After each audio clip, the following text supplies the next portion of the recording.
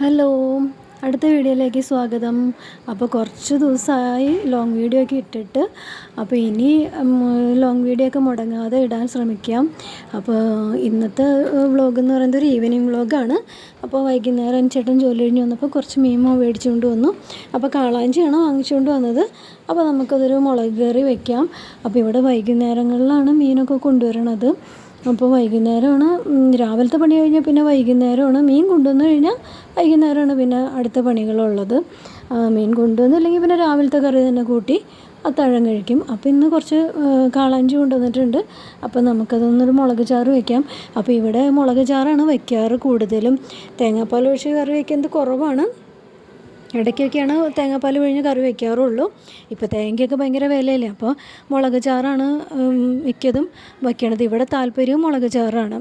അപ്പോൾ അതേ മീനൊക്കെ ഞാൻ കഴുകി വൃത്തിയാക്കി എടുത്തു വെച്ചിട്ടുണ്ട്. പിന്നെ നമുക്ക് ഇഞ്ചിയും പച്ചമുളകും സവാളയൊക്കെ അരിഞ്ഞെടുത്തിട്ടുണ്ട്. അതെല്ലാം നന്നായിട്ട് അരിഞ്ഞപ്പോൾ സവാള അരിഞ്ഞാണ് ഇവിടെ കറി വയ്ക്കാറ്. അപ്പോൾ സവാള എല്ലാം അരിഞ്ഞെടുത്തിട്ടുണ്ട്. പിന്നെ ചട്ടി വെച്ചു. അത് ചൂടായി കഴിഞ്ഞപ്പം കുറച്ച് ഉലുവ ചേർത്തതൊന്ന് മൂത്ത് കഴിഞ്ഞപ്പോൾ അതിനകത്തേക്ക് ഇഞ്ചിയും പച്ചമുളകും ഇട്ടൊന്ന് വഴറ്റി അത് നന്നായിട്ടൊന്ന് വഴഞ്ഞു വന്ന് കഴിഞ്ഞപ്പോൾ അതിനകത്തേക്ക് സവാള ഇട്ട് കഴിഞ്ഞ് കഴിഞ്ഞപ്പോൾ അതിനകത്തേക്ക് ഉപ്പിട്ടു. അപ്പോൾ ഞാൻ ഒരു പാത്രത്തിൽ കുറച്ച് മഞ്ഞൾപ്പൊടിയും മുളക് പൊടിയും കൂടിയും വെള്ളം ഒഴിച്ച് കുതിർക്കാൻ വെച്ചിട്ടുണ്ടായിരുന്നു.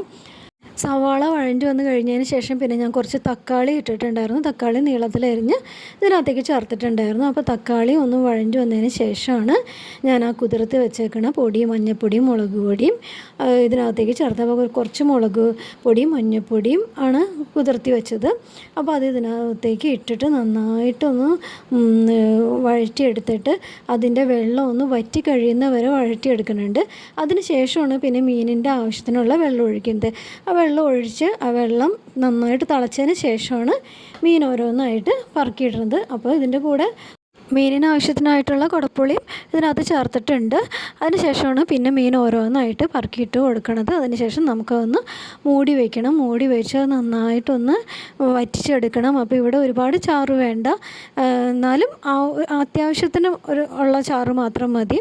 കുറുകിയിരിക്കണം കറി, അതാണ് ഇവിടെ ആവശ്യം. അപ്പോൾ അതുപോലെ നന്നായിട്ടൊന്ന് മീൻ വറ്റിച്ചെടുക്കുന്നുണ്ട്. അപ്പോൾ അതേ മീൻ കറി ഇവിടെ നന്നായിട്ട് കുറുകി റെഡി ആയിട്ടുണ്ട്. അപ്പോൾ ഞങ്ങളുടെ അത്താഴം എടുത്തിട്ടുണ്ട്. അപ്പോൾ അതേ ചോറ് മീൻ എടുത്തിട്ടുണ്ട്. പിന്നെ രാവിലത്തെ ക്യാബേജ് തോരനുണ്ടായി. പിന്നെ ഇന്നലത്തെ മോരുകറി ഉണ്ടായി. അപ്പോൾ ഇന്നത്തെ വീഡിയോ ഇത്രയേ ഉള്ളൂ.